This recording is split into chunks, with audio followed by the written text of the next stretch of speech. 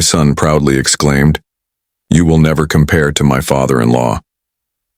His words struck me like a knife, the perfect father-in-law versus a simple father who had silently supported the family for years. I stood up and replied, "Will he pay your bills?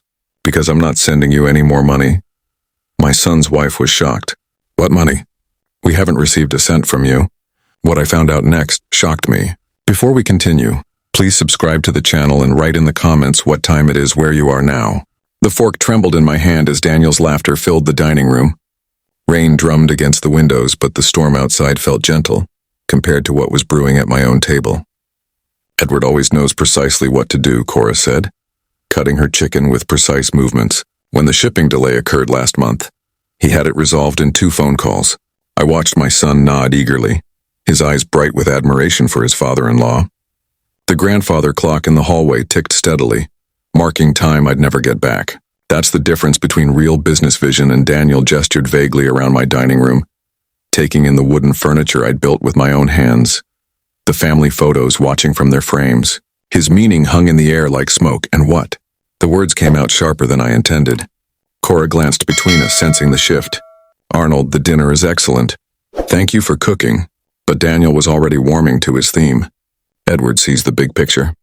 He doesn't get stuck thinking small. He speared a piece of potato, like this logistics expansion he's planning. That's how you really help people. My jaw tightened. The green beans I'd carefully steamed suddenly tasted like ash.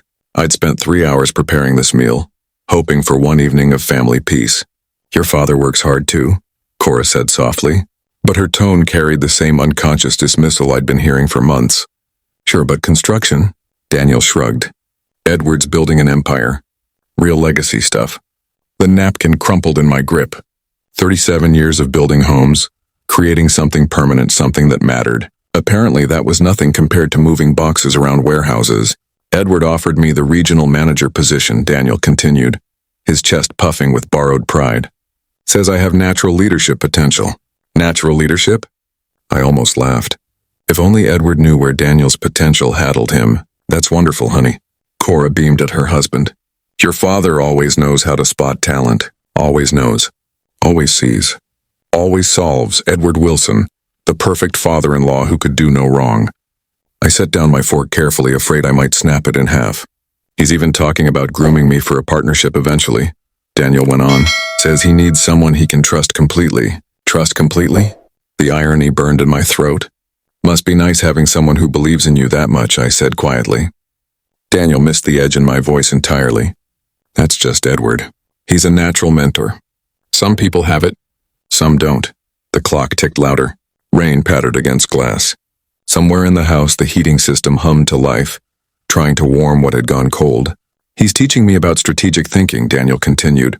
"Long-term planning, fundamental business philosophy." "Honest business," I repeated. "You know what I mean, Dad. Edward operates on a different level. He thinks bigger." Cora nodded enthusiastically. "Remember when he restructured that whole Northwest Division? Brilliant. Brilliant, Edward. Perfect, Edward.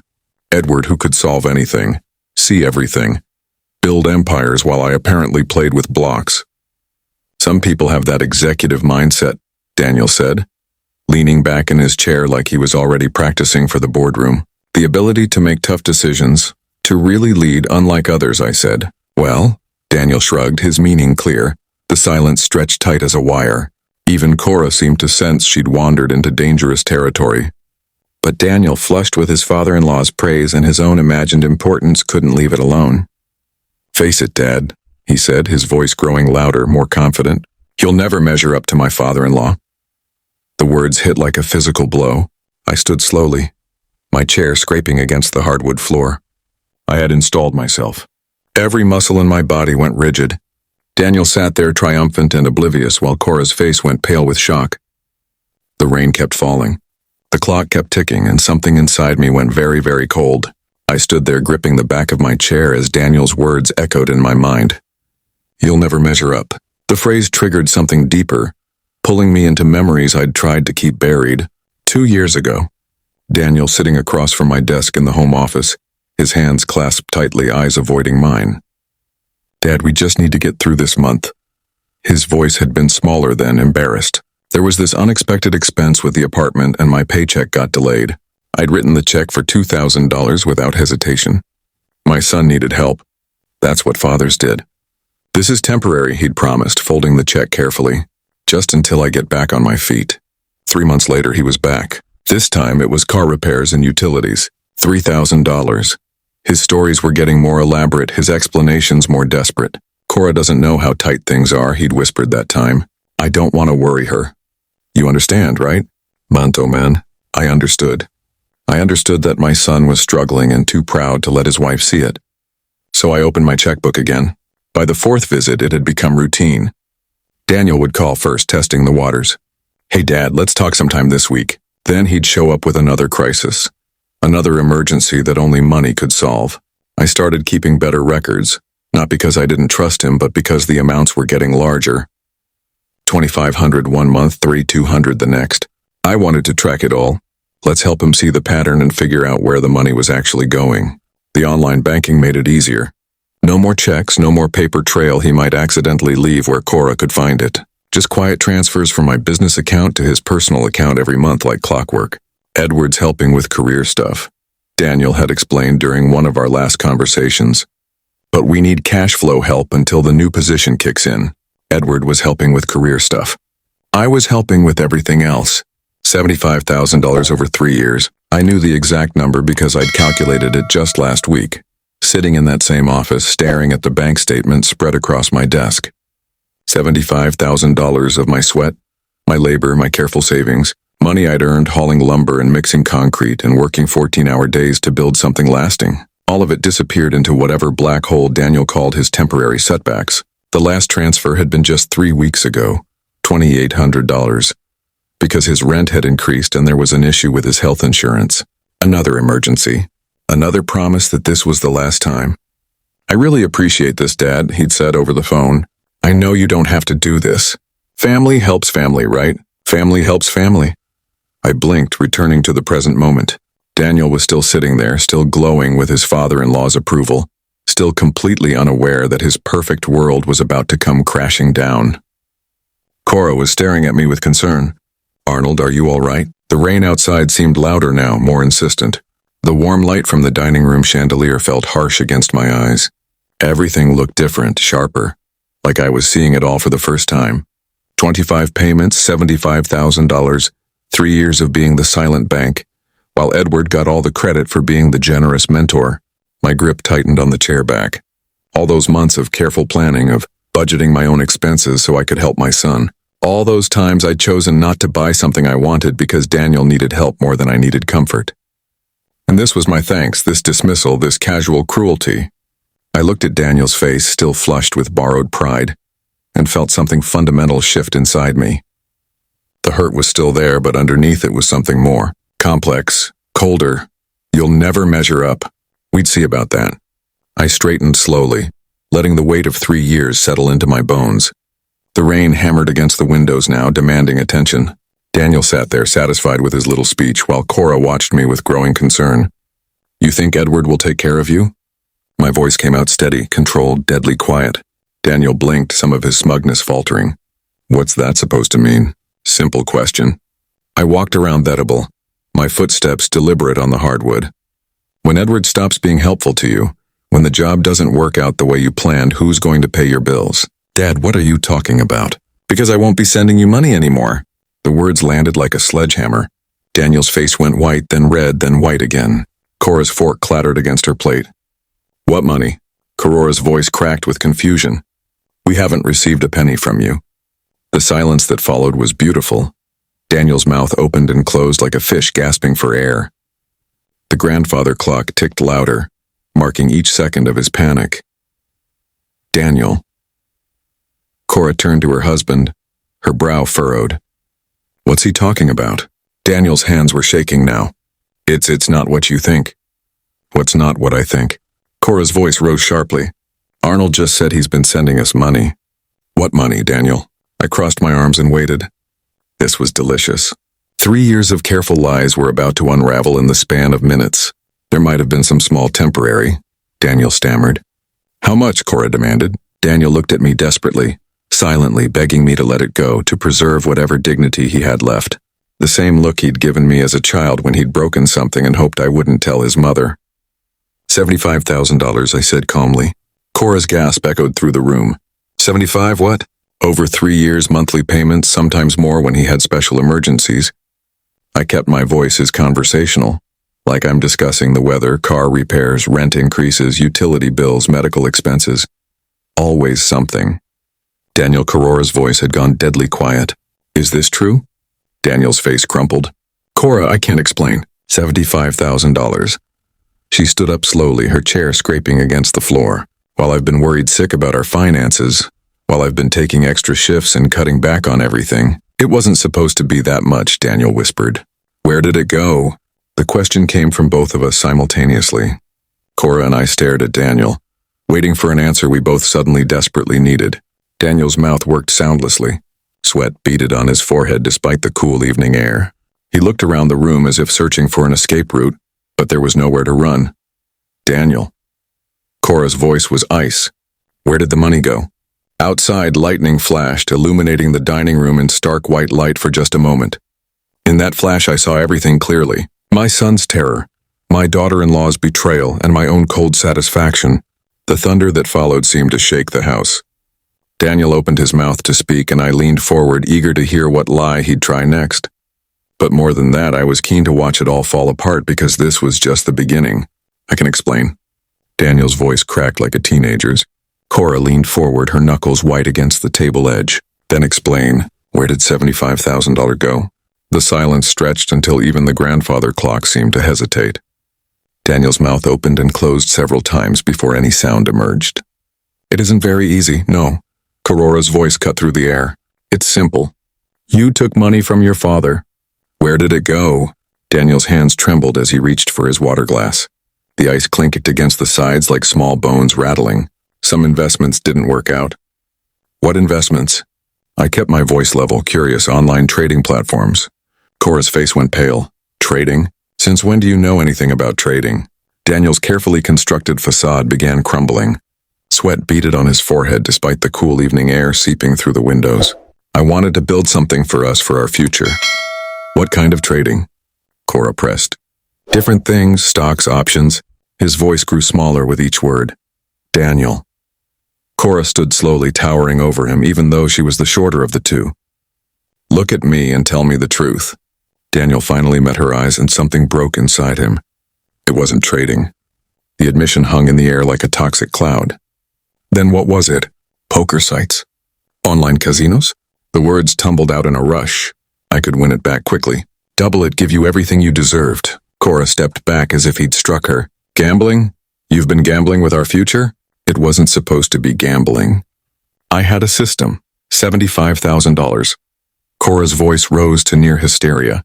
How long has this been going on? 2 years? Maybe 3? Maybe 3? Cora laughed, but there was no humor in it. You don't even know how long you've been lying to me. Daniel tried to stand, but his legs wouldn't support him. Cora, listen. I'm done listening. She grabbed her purse from the counter where she'd left it. I'm done with all of this. Where are you going? Away from you. She turned to me, her eyes red but dry. Arnold, I'm sorry. I had no idea. I nodded. I know you didn't. Daniel finally managed to stand, swaying slightly. Dad, if you could just know. The word came out harder than I intended. Figure out your problems, Daniel, but not in my house. You're throwing me out. You threw yourself out the moment you chose gambling over family. Daniel's face cycled through emotions like a broken traffic light. Desperation, anger, shame, back to desperation. I can stop. I will stop. Then do it somewhere else. Cora was already at the front door, her coat halfing. Daniel stumbled after her, making pathetic, pleading sounds. Cora, wait. We can work this out. She didn't turn around. Work what out, Daniel? The lies, the addiction, the fact that you've been stealing from your father for 3 years. I wasn't stealing. What would you call it? Daniel had no answer for that. I followed them to the front door, watching my son's life implode in real time. The cold air rushed in when Ka opened the door, carrying the scent of rain and fresh earth. I'll call you tomorrow, Daniel said desperately. We'll figure this out. Cora walked to their car without looking back. Daniel stood in my doorway for a moment, searching my face for any sign of softness. Dad. Good night, Daniel. I closed the door and listened to their car start, then drive away into the night. The house felt different already, quieter, sadder, but also cleaner somehow. The dinner dishes still sat on the table, the food long cold. I looked at the mess and decided it could wait until morning. Some things needed time to settle. 2 hours later, I sat on my back deck with a glass of whiskey and a pile of bank statements. The rain had stopped, leaving the air crisp and clear. Stars peeked through the breaking clouds like scattered diamonds. I tried to sleep, but my mind kept circling back to Daniel's confession. $75,000. 3 years of careful support all poured down the drain of his addiction. The bank statements told the story in cold numbers. January 2022, $2,000. March 2022, $25,500. By the end of that year, the monthly transfers had become routine. My accountant had probably wondered about the pattern, but had been too polite to ask. I sipped the whiskey and felt it burn away some of the evening's bitterness. The deck chair creaked under my weight, a sound I'd grown to love over the years. I'd built this deck myself, just like I'd built most of the house. 1995. Daniel was 5 years old then, more interested in playing with wood shavings than actual construction. He'd followed me around with his plastic hammer, helping by banging on scraps of lumber. When I'm big, I'll build houses too, Daddy. That memory felt like it belonged to someone else's life. I spread the statements across the small table, using my phone's flashlight to read the details. Each transfer was labeled the same way. Family support. Such innocent words for what had become an enablement system. The stars wheeled overhead, indifferent to human failure. Somewhere in the distance, a train whistle echoed through the valley. Seattle's lights twinkled like a sprawling circuit board. All those lives, intersecting and diverging in patterns too complex to understand. Daniel was probably home by now, facing Cora's anger and his own shame. Part of me wanted to call him to find some way to fix this mess. But that impulse was precisely what had created the problem in the first place. I'd taught him that money solved everything, that Dad would always be there to clean up his mistakes. Every transfer had reinforced that lesson, making him weaker instead of stronger. The whiskey glass was empty. I considered refilling it, but decided I needed clarity more than comfort. What would happen if I kept sending money?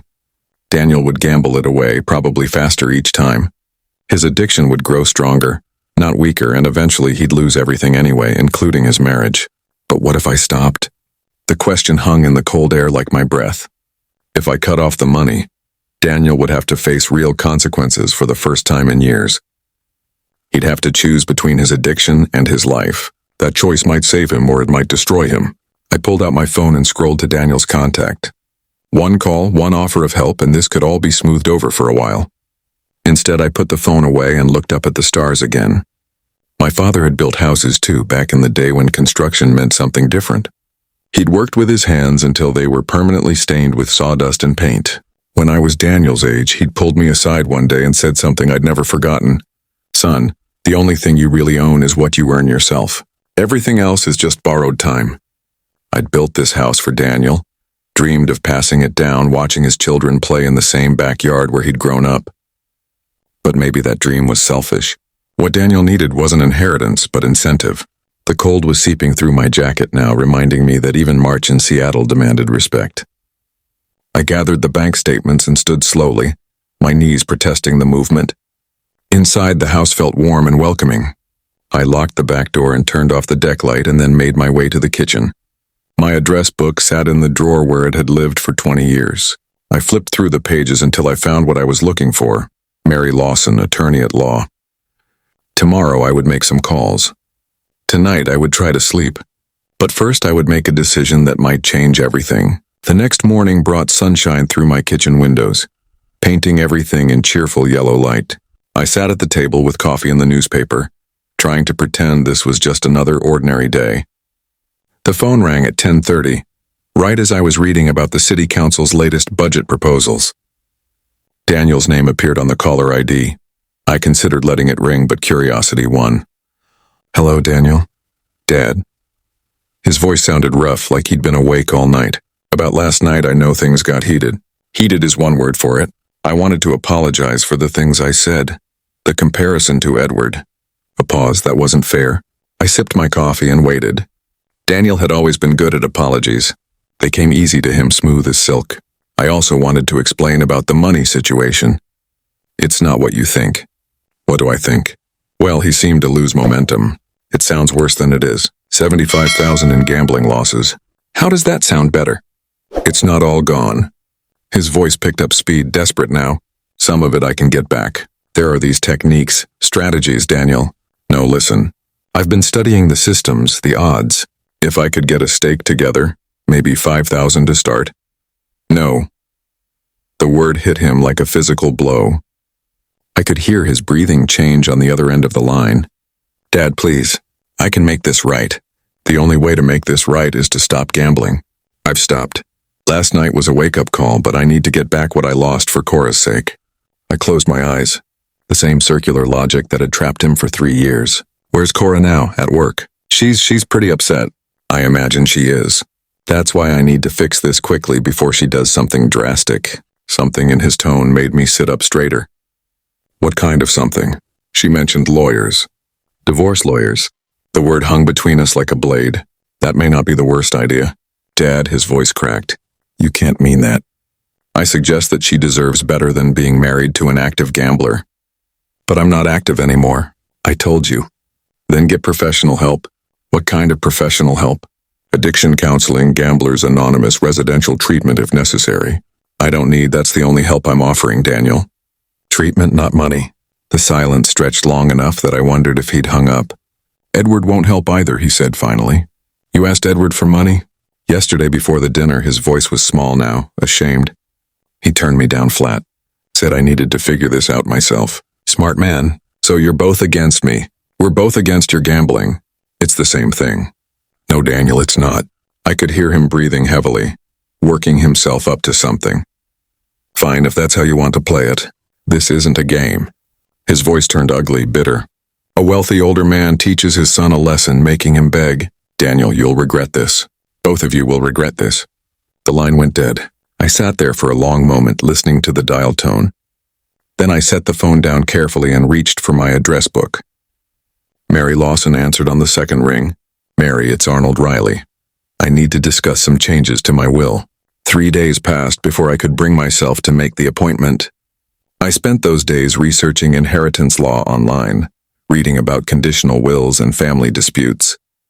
The deeper I dug, the more convinced I became that legal action was my only remaining option. Mary Lawson's office occupied the 15th floor of a glass tower downtown, with panoramic views of Elliott Bay stretching toward the Olympic Mountains. I'd known Mary for over 15 years, ever since she'd helped me incorporate the construction business. Her mahogany desk bore the comfortable clutter of a successful practice. Law books, client files, and a coffee service that spoke of long-standing relationships. Arnold. She stood as her assistant showed me in, extending a firm handshake. It's been too long, though I have to say your call sounded urgent. It is urgent. I settled into the leather chair across from her desk. I need to change my will. Mary's eyebrows rose slightly. Why? The last version we drafted seemed comprehensive. My son has a gambling addiction. The words hung in the air between us.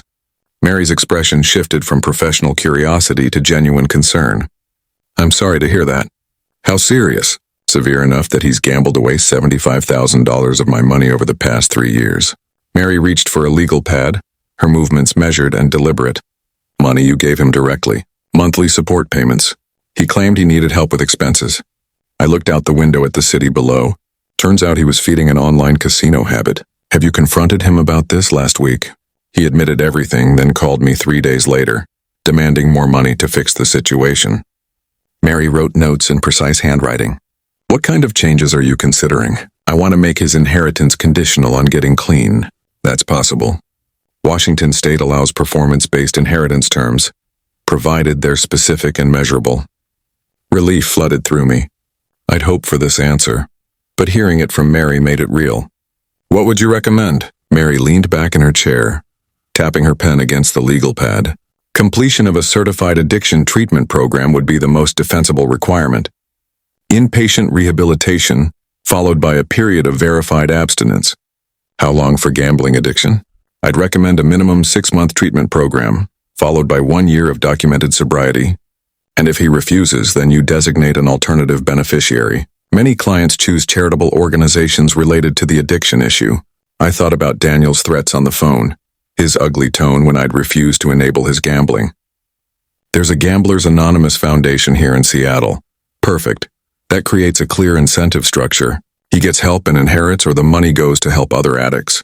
Mary's assistant knocked and entered with fresh coffee.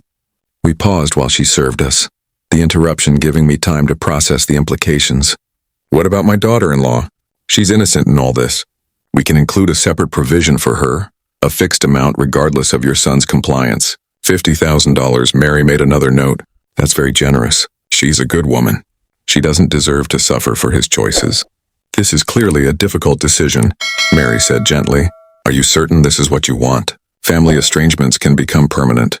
I thought about Daniel's voice on the phone, the entitlement and anger when I'd offered help instead of money. I've been enabling him for 3 years. It has to stop. Then we'll draft something ironclad. I'll need details about the specific treatment requirements, verification procedures, and timeline considerations. How long will this take? 2 days for the initial draft. We can schedule the signing for this week if you'd like. I nodded, feeling the weight of decisions settle into certainty. Please do it. Mary walked me to the elevator, her expression thoughtful. Arnold, you're doing this out of love, not anger. Remember that when things get difficult. The elevator doors closed on her words, but they followed me all the way home. 2 days later, I returned to Mary's office for the formal signing. The conference room felt different from her personal office, more sterile, more final. Sunlight streamed through floor-to-ceiling windows, illuminating the legal documents spread across the mahogany table like evidence in a trial. Mary had assembled everything with her usual precision. Linda Chen, the notary public, sat quietly at one end of the table with her official stamp and record book. 2 witnesses, Mary's assistant and a building security officer, waited nearby. Before we begin, Mary said, I want to review the key provisions one more time. She lifted the document, her voice taking on the formal cadence of legal reading. The inheritance is contingent upon Daniel Riley's completion of a certified gambling addiction treatment program. Minimum duration 6 months, followed by 1 year of verified abstinence from all forms of gambling. Yes, the words sounded harsh in the sterile room, but I felt only relief. If these conditions are not met within 5 years of your death, Mary continued, the estate will transfer to the Seattle Gamblers Anonymous Foundation and Cora's provision. Cora Wilson Riley will receive $50,000 regardless of Daniel's compliance or non-compliance with the rehabilitation requirements. Linda looked up from her paperwork. Mr. Riley, do you understand the contents of this document? I do. Are you signing this of your own free will without coercion or undue influence? I am. The formality felt appropriate. This wasn't a casual family decision. It was a legal restructuring of my life's work. Mary handed me the pen. Any final questions? I stared at the signature line, thinking about the house I'd built with my own hands, the business I'd grown from nothing. All of it hanging now on Daniel's willingness to get help. What if he tries to contest this? The conditions are specific and legally sound. His addiction is documented through the money transfers you provided. Any contest would require him to admit his gambling problem, which actually strengthens your position. I signed my name with steady strokes. The pen felt heavier than it should have weighted with 3 generations of family history. Linda applied her official seal with a satisfying thump. The witnesses signed in turn, their signatures making the whole thing fundamental and irreversible. 1 copy for your records, Mary said, sliding a folder across the table. 1 for our files and 1 for the safe deposit box. I held the folder in my hands, feeling the weight of paper that could reshape Daniel's life. How will the verification work? The treatment center will provide completion certificates. For the sobriety period, we'll require monthly documentation from an approved counselor or testing facility. And if he never gets clean, Mary's expression softened slightly, then you'll have the satisfaction of knowing your money went to help other families avoid what you've been through.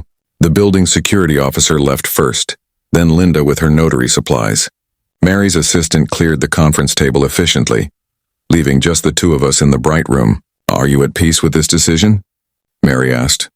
I looked out at the Seattle skyline, imagining Daniel somewhere in those buildings, probably unaware that his future had just changed forever.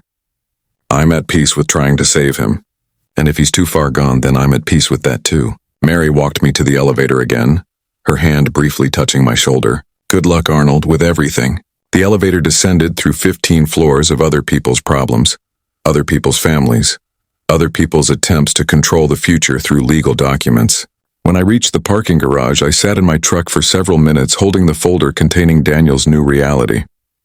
Tomorrow I would call him. Tonight I plan exactly what to say. The drive home through Seattle traffic gave me plenty of time to think. 3 days passed before I felt ready to make the call. I spent the time carefully planning my approach, shopping for ingredients and preparing the house for what would likely be our final family dinner.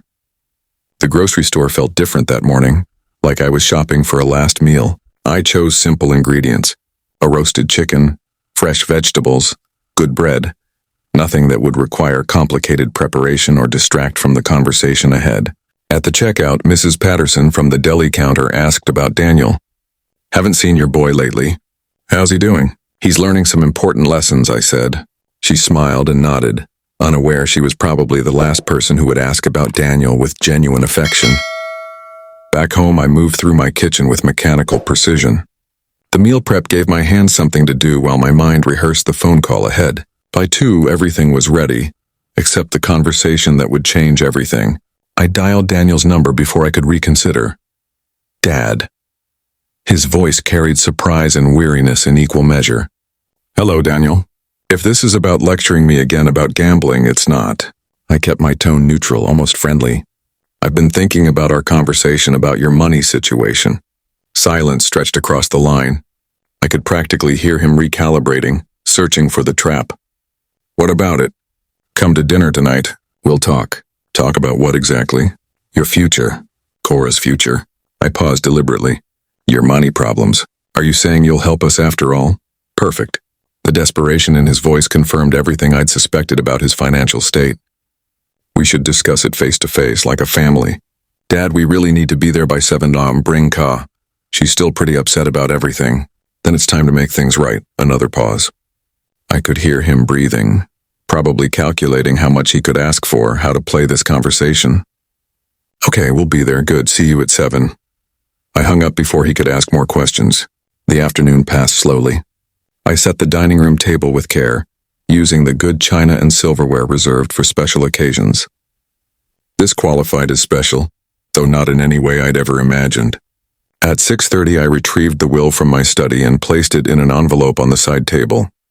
Everything was ready: the meal, the setting, the legal documents that would reshape Daniel's world.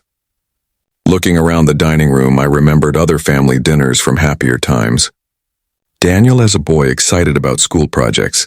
Teenage Daniel bringing girlfriends home to meet his father. Young adult Daniel announcing his engagement to Cora.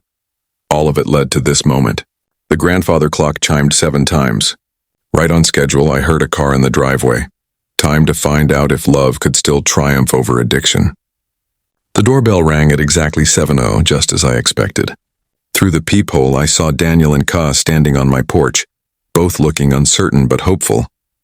Daniel held a small bouquet while Cora clutched a bottle of wine. I opened the door with a warm smile. "Right on time, Dad." Daniel stepped forward awkwardly, offering the flowers. "Thanks for inviting us back." Of course, I accepted the bouquet graciously. Come in, come in." Cora followed, extending the wine bottle. "I don't know if we should bring anything, but that's very thoughtful of you." I gestured toward the dining room. "Dinner's almost ready." The atmosphere felt entirely different from our last gathering. Warmer lighting from the chandelier cast everything in a golden glow, and I'd opened the windows to let in the spring evening air. The table was set with my good china, the same pieces my wife had chosen decades ago. "Something smells incredible," Cora said, settling into her chair. "Just roasted chicken and vegetables. Nothing fancy." I poured wine for all of us, noting how Daniel's hand trembled slightly as he reached for his glass. "Remember when you tried to help me build the back deck?" I asked Daniel as I served the meal. Daniel laughed, some of the tension leaving his shoulders. "I was 5. That hammer was bigger than me." "You were so determined to help," I smiled at the memory. "Every nail you tried to hammer bent sideways. But you never got frustrated," Daniel said quietly. "You just kept straightening them out and letting me try again." Cora watched our exchange with visible relief. "You've always been there for us, Arnold. I want you to know we appreciate it." "Family is everything," I said, cutting my chicken with deliberate care. "We work through problems together." Daniel shifted in his seat. "About those problems, Dad. I know things have been difficult lately." I held up a hand gently. "Tonight is about family. We can discuss business later. The rest of the meal passed pleasantly. I shared stories about building the house when Daniel was young, how he'd supervised from his sandbox while I laid the foundation. Cora talked about her work, carefully avoiding any mention of financial stress. Daniel seemed more relaxed than I'd seen him in months, occasionally reaching for Cora's hand. "Remember the tool shed incident?" I asked as we finished the main course. Daniel groaned. "The one I helped you build that collapsed the next day. Your mother took pictures of you standing proudly next to that crooked disaster." I refilled our wine glasses. She said it was the most beautiful shed she'd ever seen. "I felt so proud," Daniel admitted. "Even after it fell, you helped me understand what went wrong. You never made me feel stupid, because you weren't stupid. You were learning." The grandfather clock chimed 8 times, its deep tones filling the comfortable silence that followed. I could see Daniel relaxing more with each passing minute, his confidence building as he interpreted my warmth as forgiveness. "Why don't we move to the living room?" I suggested, standing to clear the dishes. "I'll bring coffee." "Let me help," Cora offered, but I waved her away. "Your guest tonight, go make yourselves comfortable." As they headed toward the living room, I began clearing the table, stacking plates with methodical precision. Through the doorway, I could hear their quiet conversation. Daniel's voice animated as he told Cora about some childhood memory I'd triggered. I loaded the dishwasher efficiently, my movements automatic after years of practice. The kitchen felt peaceful, filled with the lingering aromas of dinner and the sound of family in the next room. When I joined them in the living room, Daniel and Ka were sitting close together on the sofa, her hand resting on his knee. They looked hopeful, united, ready to rebuild their relationship with me. "Coffee will be ready in a few minutes," I said, settling into my chair across from them. "Dad," Daniel began, leaning forward slightly, "I know you mentioned discussing our situation." I nodded thoughtfully.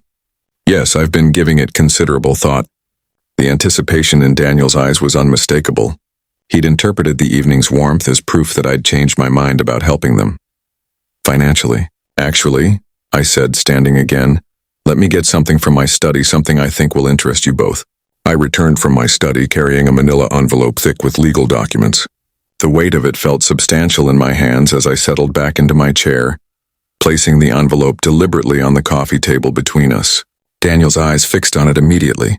"What's that?" "This," I said, my voice taking on a more serious tone, "is the result of my thinking about our money discussion." Cora straightened, sensing the shift in atmosphere. The comfortable warmth of dinner was evaporating, replaced by something more formal, more final. "Daniel, you mentioned wanting to discuss money. Let's do that." I opened the envelope and withdrew the will, its legal weight making the papers feel heavier than they should. "I had my attorney prepare some documents that address your financial situation." Daniel reached for the papers eagerly, his face bright with anticipation. "Dad, I knew you'd understand." His expression changed as he began reading. The color drained from his face slowly, like water running out of a sink. His voice cracked. "This can't be serious." Cora leaned over to read alongside him, her brow furrowing as she processed the legal language. "What does it say?" she asked softly. Daniel's hand shook as he continued reading. He's changed his will. I can only inherit if I complete gambling addiction treatment. 6 months minimum in a certified residential program," I confirmed calmly, followed by 1 year of verified abstinence from all forms of gambling. "Dad, you can't do this." Daniel's voice rose sharply. "I can and I have." I kept my tone level, controlled. "The documents are already filed with the court." Ka continued reading over Daniel's shoulder, her expression shifting from shock to understanding. "Monthly check-ins with approved counselors," she read aloud. "Medical documentation required. 5-year deadline from date of death. And if I don't meet the conditions," Daniel's voice was barely a whisper, "then the estate goes to the Seattle Gamblers Anonymous Foundation." I leaned back in my chair. "Your inheritance will help other families avoid what we've been through. This is punishment." Daniel stood abruptly, the papers scattering to the floor. "You're cutting me off completely." "No," I said firmly. "I'm giving you the chance to earn what you inherit." Cora picked up the fallen documents, studying them carefully. When she looked up, her eyes were bright with understanding. "This is precisely right, Daniel," she said quietly. Daniel spun to face her. "What? Your father is right. You need help, real help. Not more money to gamble away." "Cora, you can't be serious." I'm completely serious. She stood, moving closer to my chair. Arnold, this is incredibly brave. Daniel stared at his wife as if seeing her for the first time. You're siding with him. I'm siding with your recovery. She turned back to the will. It states that I'll receive $50,000 regardless of whether I meet the conditions. That's right, I confirmed. You shouldn't suffer for his choices, so even if I never get clean, Cora receives money. But I don't. Daniel's voice was rising toward hysteria. That's exactly right. This is wild. I'm your son, and that's why I'm doing this. I stood as well, facing him directly. Because I want you to become the man I raised you to be, not the man addiction has made you. Daniel grabbed the will from Cora's hands, scanning it desperately as if looking for loopholes. There has to be another way. There is. Get help. I don't need yes, you do. Cora's voice was steel. You've been lying to me for 3 years, gambling away our future. Your father is offering you a path back. Daniel looked between us, seeing his world collapse in real time. So that's it. Follow your rules or lose everything. Follow the rules of recovery, I corrected. This isn't about control, Daniel. It's about love. He laughed bitterly. Love? You call disinheriting your son love? I call giving you a reason to get clean love. Daniel stared at the document in his hands for a long moment, then dropped it back onto the coffee table. I need time to process this. Take all the time you need, I said. The conditions don't change. He headed toward the front door, Cora following after gathering her purse. Thank you, she said quietly, touching my arm as she passed. I nodded, watching them leave through the window. Daniel's shoulders were hunched with defeat, but for the first time in years I felt something approaching hope. 4 months after that night, I sat at the same dining room table, but everything had changed. Daniel sat across from me, but this Daniel was different, cleaner somehow, more present. The desperate edge that had defined him for years was gone, replaced by something I barely dared to call peace. The program director says I'm making excellent progress, he said, cutting his chicken with steady hands. 3 months down, 3 to go. Cora smiled beside him, her relief evident in every gesture. He calls every other day now. Not for money, to talk. How are the group sessions? I asked. Hard, Daniel admitted. Really hard. But I'm starting to understand how the addiction works, how it rewired my thinking. We'd been having dinners like this twice a month since Daniel entered the Pine Ridge Treatment Center in May. Family therapy sessions had been painful but necessary, forcing us to confront years of enabling and manipulation. I understand now why you had to do it, Dad. Daniel continued. I was destroying everything. My marriage, my relationship with you, my future. I never stopped believing you could change. I said, I just needed to stop making it easy not to. The counselors explained enabling to us. Cora added, how giving him money was actually feeding the addiction. Daniel nodded. Every time you helped, it reinforced my belief that gambling was okay because there would always be a safety net. And now I'm learning to build my own safety net. Real skills, real relationships, real responsibility. I looked at my son, really looked at him. His eyes were clear, focused. The furtive, calculating expression that had become his default was gone. The financial counselor helped me create a repayment plan. Daniel said, it'll take years, but I want to pay back every dollar I took from you. Daniel, no, Dad. I need to do this. Not for the inheritance, but for me, for my marriage, for our family. Cora reached for his hand. It's been hard, but we're both learning what a genuine partnership looks like. No more secrets, no more lies. I have 6 months left in the program, Daniel said, and I want to complete it even if I inherit nothing. This isn't about money anymore. The inheritance was never the point, I replied. Getting my son back was a moment that filled Daniel's eyes with tears. He didn't try to hide. I was so angry when you showed me that, Will. I felt betrayed, abandoned. And now, I understand it was the most loving thing you could have done. If you'd just given me more money, I'd probably be dead by now. The grandfather clock chimed 8 times, just as it had that night 4 months ago. But instead of marking the end of our family, it now measured our healing. The counselor says recovery is lifelong, Daniel said. Even after I complete the program, I'll need ongoing support. You'll have it, I promised. From both of us, Cora added. We finished dinner in comfortable conversation about minor things. Daniel's new job prospects, Cora's promotion, my latest construction project. Everyday family talk that felt miraculous after years of crisis and lies. As they prepared to leave, Daniel hugged me tightly. Thank you for not giving up on me. Thank you for not giving up on yourself. I watched through the window as they drove away, Cora's hand resting on Daniel's shoulder as he went. They were rebuilding their marriage just as Daniel was rebuilding himself. Slowly, carefully, with professional help and genuine commitment. The will still sat in my safe, its conditions unchanged, but I no longer thought of it as a weapon or a trap. It was simply what it had always been intended to be, a parent's love expressed through boundaries instead of enabling. My phone buzzed with a text from Daniel. "Thanks for dinner, Dad. See you next week for therapy." I smiled, turned off the lights, and headed upstairs. Tomorrow would bring new challenges, but tonight I felt something I hadn't experienced in years. Genuine hope for my son's future. If you like this story, please like this video, subscribe to the channel, and share your impressions of this story in the comments. To listen to the next story, click on the box on the left. Thank you for watching.